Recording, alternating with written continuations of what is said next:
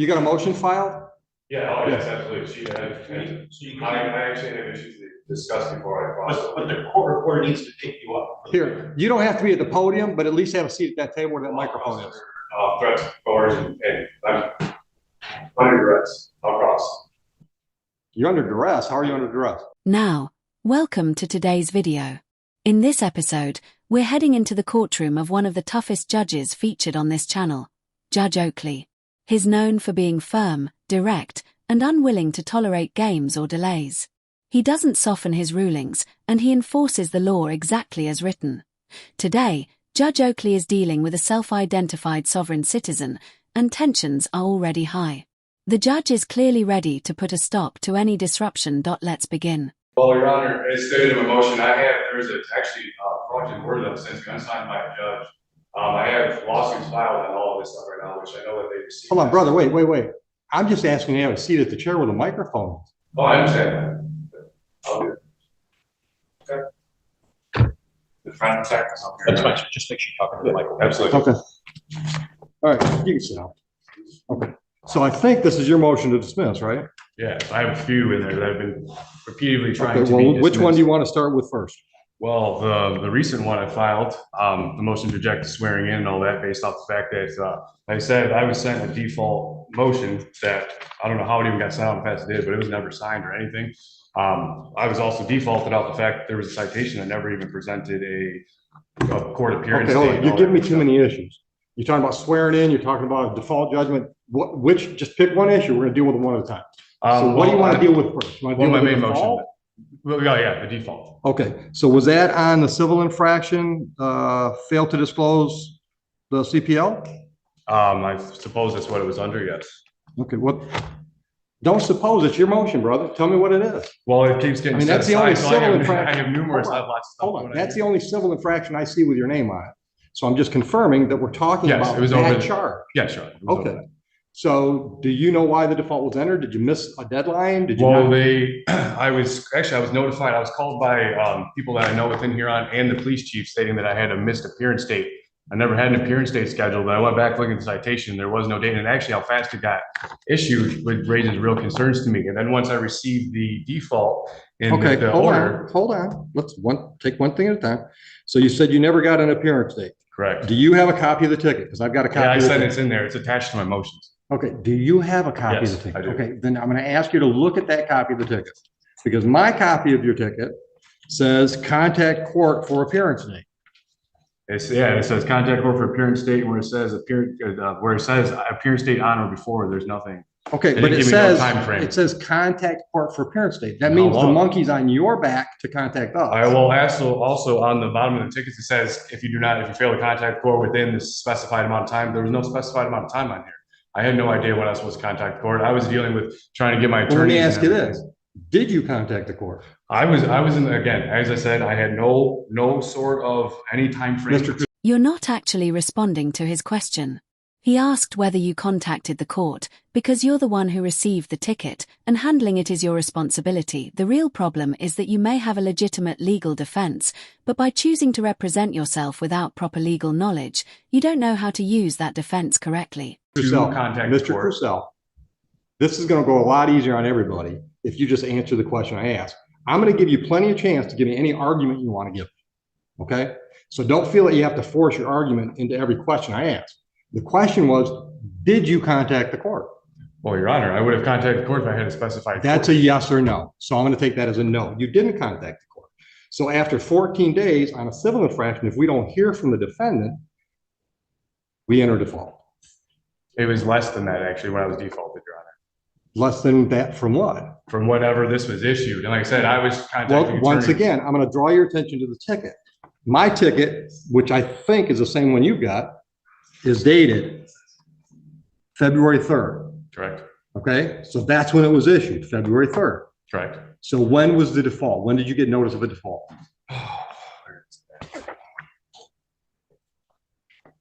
Actually, I got the thing in the mail. When did I get this? This says that, I don't think it specifies a date. Well, did you make a note when you received it? This told me, this said I had I don't remember exactly what date I received this in the Okay. mail, but this was scheduled for March 8th.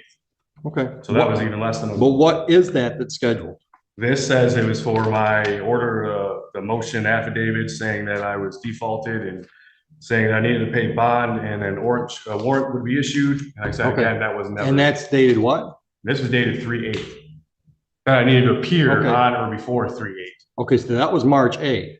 You were defaulted February 22nd. Okay. Which then, again, there was no dates. I had no nothing. I had no Okay. notice of any sort of. Once again, you're not hearing what I'm telling you. The monkey was on your back. The ticket clearly said you contact us. You never did. And it also specifies right here, if you fail to appear by the date specified, and then on the bottom one, even for the other one, if you fail to answer a citation by date specified, there was no dates. Okay. There was no dates. Okay. Like I said, that's a valid legal defense and a reasonable argument. However, there's one small issue with it, and the prosecutor is about to call it out. Do you have anything to add? I do, Your Honor. Go ahead. Mr. Crusoe brought this up when we were in front of the Honorable Judge Martin. She did set aside the default in the civil infraction, irregardless of whether or not he showed up. Which I object to the setting Sir, aside. do not interrupt the lady. Did she interrupt you? No. Then don't do that. Let's be civil. Go ahead. Thank you, Your Honor. Judge Green, Mr. Crusoe did bring it up again with the Honorable Judge Green, and she declined or denied his motion based on the fact that it was moot because the Judge Martin set it aside. So the default already been set aside. Yes. Brother, why'd you just waste 5 minutes of my life? Since March 14th, Your Honor. Which I object to that because there's. You object to your motion being No, I granted? object to them setting aside my motion. And I object to this. Wait, listen. She tells me Judge Martin set aside the default based on your motion. Yes, but I was never told any of that prior to any of that. So you want to argue about the fact that you got what you asked for? No, what I'm saying is the fact that the due process was violated is what happened in this whole problem. When I was defaulted, due process was violated. So what? She set it aside. Listen, it was set aside to cause damages to me because of what happened with the default. Well, explain to me how you were damaged. First off, there's threats made against me, right? Clearly he's threatening me to issue No. warrants, I didn't ask you threatening to about pay threats. money. I said, how were you? You said you were damaged. I'm asking you, what was the damage? But the fact that I was threatened to come in and pay money or warrants. How was that damage? And I was being threatened by Huron police, which I have on record. What's the damage? What do you mean? The fact that I had to come in and pay money, or I would have been, they'd have been issued. What money warrants. did you pay? Huh? What money did you pay? $280. I had the receipt and everything. It was all attached to my motions. They just keep trying to set it aside. And Judge Green never said a word to me about any of that. It's been set aside. Counsel just said, Judge Martin set aside the default. So what that means is procedurally, it's like it's a brand new file. Understood? Yeah, but that's but that, especially now with the new Chevron overlay, that's just saying that she's just trying to set it aside, that there's no issues. She didn't try to set it aside, she sat it But she aside. can't. And she did. I'm honestly not sure what your reasoning is here. Are you saying you don't want her to set aside the default? If that's the case, you would end up right back in default at this point. You really need a lawyer. She can't just set my rights aside. She's not setting your rights aside. She set a default aside because you asked her to. Well, so if it's set aside, then the money should be returned, correct? Well, I don't know. Did she address the money? No, she never did. No one did. It's Sir, written in my motion. Sir, I'm going to hold you in contempt the next time you cut her off. The first contempt, $100. The second contempt, a day in jail. Are we clear on the ground rules for my courtroom? Is that a yes for the Yes, Your record? Honor. Okay. I'm giving you all the time you need to talk. Don't talk over her. Okay, I understand. I'm sorry. There's just been a lot that's been going on with this. And I'm the first time I'm seeing it, so I'm trying to get to the bottom of it. You're right. All right. So we started with what motion do you want to talk about first? You said your motion to set aside the default. That was granted by Judge Martin, is what I'm hearing from the prosecutor. So that motion's done. Would you agree? As long as my money gets returned, then I guess it's taken At care some of. point, trust me, your money will either get applied or returned. Next motion you want to talk about. The dismissal based off of fundamental violations of my fundamental rights and due process. Okay, well, tell me more. Okay. Do you have, hold on, let me just cut to the chase. Do you have more than just the fact that you think you have a right to travel? Yes, Your Honor. Actually, That's denied. I'll just cut to the chase. That's denied. I don't buy into that argument. Now, you can appeal that decision to the circuit court. And that's how it's handled. Once it's clear that the argument is based on unsupported sovereign citizen claims, the court can simply deny it and allow the person to appeal if they choose. This approach keeps the court schedule moving efficiently, and in cases like this, the decision is very unlikely to be overturned. You understand how that works? District court decisions you can appeal. Absolutely. Okay, hold on. I've denied that motion. We're not going to talk about that motion because I've denied it based on your argument that you have a right to travel and don't need a license. Is there anything else you want to hang your hat on for dismissal? Well, I do object to the setting aside of my motion, Your Honor. I'm not setting aside your motion. I'm denying your motion. Well, denying, I object to the You denying. can't object. You can appeal. Okay. Well, I'm just Okay. letting you know, I'm stating for the record that I am objecting to your denial of my appeal. That's fine. Okay. Circuit court judges have bills to pay too, right? So you appeal me to the circuit court. Do you have any other argument why these cases should be dismissed? Yes, absolutely. Well, honestly, Your Honor, like I said, I even have both lawsuits. They've received my lawsuits to the Huron Township Police Department overall. Hold on. I don't know anything about lawsuit. How would you suing the township work as a reason to dismiss these charges? Because the initial traffic stop and everything was an unlawful stop from the get. I was Okay, but that's got retaliating. nothing to do with your lawsuit. That might be the basis of your lawsuit. So you want to talk about whether or not there was a valid reason for a Yeah, stop? absolutely. Then make the argument. Yeah, Your Honor, so prior to me being pulled over by this officer, I was actually in contact with several law enforcement officers that are friends, and actually two that are currently working within Huron that had confirmed I had every lawful right to be doing what I was doing. The one even pulled up to me and my wife at a gas station in town, and we are in Sibley and Middle Belt, right near actually where I got pulled over. And we had discussed it and talked about it, went on about our day, and this was all prior to this incident. I had two other interactions with this officer where I had specifically told him, I've already been confirmed and doing lawful, I'm well within my lawful rights. I have it documented. You need to go talk to the sergeant that I've been talking to and a couple other buddies, right? I gave him that opportunity. It was shortly after that. And I had that confirmation well prior to me even being pulled over. Okay. So then, this officer seen me leaving my house, pulling off my dead end dirt road, proceeded. And like I said, I even told him, I've already had this, I've already addressed this. You need to go talk to the sergeant. Right. Chose not to. Pulled me over, walked up, just started demanding ID and everything from me. He wouldn't identify himself, none of that good stuff. And then now this is where it's all led to. And I informed him, I have body cams, I have my own recording. And like I said, I have a lot. Okay, but you started out by saying you wanted this dismissed because there was not probable cause for the stop. Correct. Okay. And then you went on to tell me how there was obviously a difference of opinion within the department about whether or not what you were doing was legal or not. Well, I Is that a fair stated. summation?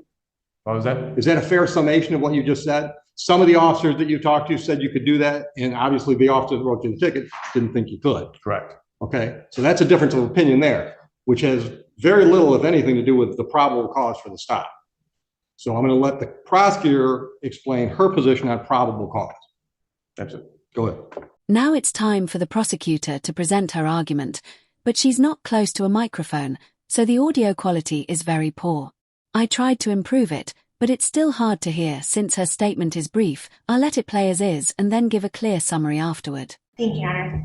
Defendant is requesting this court dismiss the case because of the accusation that operating an ORV on the roadway constitutes a blatant violation of his First Amendment rights and an improper attempt to regulate his constitutional rights. In his most recent motion, he does accurately cite Terry v. Ohio as controlling. This was plainly a Terry stop. Well, hold on. His argument is there was no reason for the stop. He does cite Terry v. Ohio in his newest motion. Okay. Because people submit that the investigatory stop exception in Terry v. Ohio controls the validity of the traffic stop. An officer may stop and briefly detain a person on the basis of a reasonable suspicion that criminal activity is afoot. Defendant claims that he was stopped without legal justification. Rather, defendant was stopped for operating an ORV on the roadway in violation of MCL 324.81122 as adopted by Huron Township Ordinance. Pursuant to the United States v. Ferguson, so long as the officer has probable cause to believe that a traffic violation has occurred or was occurring, the resulting stop is not unlawful and does not violate the Fourth Amendment. On authority of state law and township ordinance, a person shall not operate an ORV which is not registered upon a public highway, street, or right of way. On the date and time of the offense, the defendant operated an ORV, which was not registered, specifically an ATV on Middlebelt Road, a public highway in Huron Township. Additionally, during the course of the investigatory stop, the defendant failed to provide a valid driver's license and failed to immediately disclose that he was a valid CPL holder and carrying a firearm, which is why he was cited. In simple terms, he argues that a vehicle isn't really a vehicle and that driving doesn't actually mean driving. Based on that belief, he claims he doesn't need a driver's license to operate his off-road vehicle on a public road. However, using an off-road vehicle on a public roadway is illegal under Michigan law, specifically MCL 324.81122, and that is what led to the initial traffic stop. During the stop, officers discovered that he had a concealed pistol license and was carrying a concealed firearm. By law, he was required to immediately inform the officer about this during a lawful traffic stop, as stated in MCL 28.425b. Putting the legal details aside, the main takeaway is the contradiction in his position. He insists he has no agreement with the government that would require him to have a driver's license, yet he willingly obtained a government-issued license to carry a concealed firearm. All right. Which So, I object to the hold on. All right, so the one misdemeanor is operate the ORV on the roadway, and the other one is fail to display a valid license. That's Okay. correct. All right, so that's her response to your argument. They didn't have probable cause. What's your reply to her response? Well, I object to her terms of operate. There's no evidence that I was operating anything. Okay, let me stop you. I killed that when I said the whole traveling thing doesn't go anywhere with me. Operating and traveling, as you define operating, or as you define traveling, we define it operating. So Right. hold on, I've already ruled on that issue. You can appeal that decision to the circuit court. We're not going to plow that field again. So now we're talking about probable cause. What I just heard was the township has an ordinance that says nobody can operate an ORV on a roadway. Would you agree that's an ordinance in the township? Your Honor, I may agree Yes with or that. no? Mr. Yes, I agree Vitale? with that. Okay, stop. If that's a valid argument or ordinance, and when I say valid, I don't mean if it's constitutional, if it's, stood the test of a challenge. I mean, if it's on the books, all right? If it's a valid ordinance and the officer sees you doing what that ordinance says you can't do, and he pulls you over, that's plenty of probable cause for the stop. So your motion to dismiss for lack of probable cause is also denied. Do you need me to clarify that ruling for your appeal reason? Yes, I actually, because Your Honor, I object to What the do fact you that not it's calling it an understand? Sir, ORV. your objections mean shit to me, okay? I don't care what you're objecting to. I don't expect people to like every decision I make. That's why there's an appellate process. So you keep saying, I object, I object, I object. I don't care, all right? It's not helpful for today's process. My decision to deny your motion to dismiss based on lack of probable cause is because there was probable cause, because there was a clear ordinance on the books that the officer thought you were violating. That gives the officer a reason to stop you. Do you have any other reasons why you think these matters should be dismissed today? Yes, absolutely. First off, they're trying to label my private property as an ORV. It was not an ORV, and it's not even technically an ORV. If you look up the definition of ORV, it is not an ORV. If you look up the definition of automobile or vehicle or any of that sense, that's what it falls under. It does not fall under an ORV. They're just trying to label it as an ORV is what is happening. Okay. That seems like that would be an issue for trial for you to testify, maybe me to see some photographs, maybe the officer to testify, and then I'll decide whether or not it meets the definitions of the statutes. Would you agree with me? Because that seems like a triable issue. I suppose, yes. Okay, well, this isn't the trial. Well, I understand I don't think that. it's scheduled for trial. Right, this is just motion. All right. Any other issues that you want to hang your hat on as why it should be dismissed? It being these files. Like I said, from the beginning, it's like the officer had already been notified 2 times prior to this that what I was doing was lawful, that what I was doing was not an ORV, which I had stated to him. But that's witness to that as Mr. well. Purcell, with respect, that's all your opinion. Obviously, the officer had a different opinion about all those things. Well, Right? the officer chose to retaliate against me is what happened, Your Honor. Which I have the evidence and I have witnesses going on. Or he had a difference of opinion about whether or not you were driving an ORV. Or just didn't understand the laws or That the could be actual too. wording. Sure, you could argue that the officer didn't accept your sovereign citizen interpretation of the law and its definitions. But if the officer doesn't understand the law under that interpretation, then neither would the lawmakers who wrote it or the Supreme Court justices who have already ruled against that position in past cases. That could be too. But guess who gets to make those decisions? At trial. Well, I would honestly, at the trial, I'd request a jury trial, which is guaranteed. Well, you can't get a jury trial on the civil infraction, but you can certainly get a jury trial on the misdemeanors. Absolutely. Okay. Do you have anything else to be discussed today on motion day? Well, yeah, as far as the disclosed CPL, like I said, I have, again, stating I have the body cams and I have my own recording. But sir, stop. That's going to be an issue at your formal hearing, whether or not you violated that civil infraction. Once again, I got to have evidence, right? I got to take testimony. I'm going to hear from you. I'm going to hear from the officer that wrote the ticket. And then I'm going to decide at formal hearing whether or not what you did was reasonable or not reasonable. But today's just motion day. Today's not the trial. No testimony is being taken. Oh, I understand that. Okay. Anything else today? Well, I guess that's no, but like I said, again, for the record, I do object to moving forward. I do object to anything moving forward from this point. File your appeal. No, that's fine. I will. File your appeal. I'm going to. That's fine. Okay. All right.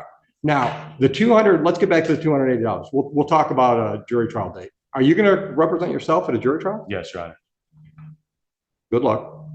All right. Now, Mr. Crucell, I'm going to strongly suggest that you get an attorney involved in this. And we've got court-appointed attorneys that will be happy to talk to you from this standpoint. I'm not taking you to law school on the jury trial day. I'm going to assume and treat you accordingly that you know the rules of the game. I understand, Your Honor. You don't. Oh, you might say that you don't understand the rules. I do. Okay. How many jury trials have you had? None, but I have all the evidence. How many jury trials have you had? Your Honor, none, but I have all the evidence. The evidence isn't the rules. There are a lot of procedural rules that will trip you up if you don't know what you're up against, and you don't. I'm going to suggest to you that even if you want to handle your evidence presentation yourself, you might want to get an attorney involved to help you with the procedural rules, because once again, I'm not going to take you to law school that day. I'm not going to subject the jury to that. It would be a waste of their time. You understand that? All right. Now, and I'm not trying to talk you out of a jury trial. Believe it or not, I'm trying to save you from yourself right now. If you want to have a bench trial, I will be much more lenient with you not knowing what you're doing procedurally, because then it's just our time.